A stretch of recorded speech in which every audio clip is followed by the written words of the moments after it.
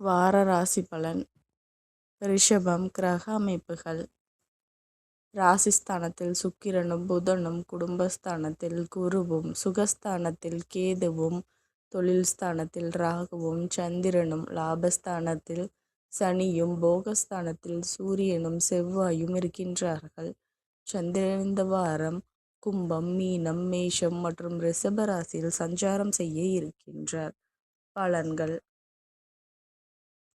புதுவிதமான ஆடை ஆபரணங்கள் சேர்க்கை ஏற்படும். ஆன்மீகம் தொடர்பான சிந்தனைகள் அதிகரிக்கும்.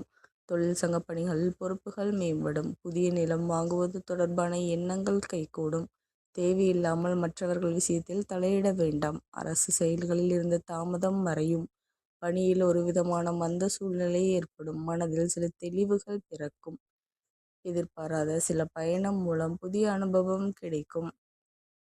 மற்றவர்களின் தேவைகளை நிறைவேற்றி வைப்பீர்கள்.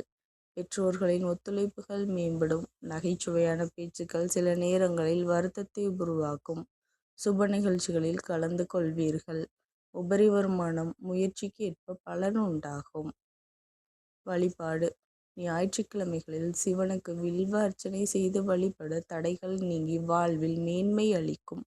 நன்றி கலந்த வாழ்த்துக்கள். இந்த மாதிரி ராசி பலனுக்கு சேனலை சப்ஸ்கிரைப் பண்ணிக்கோங்க.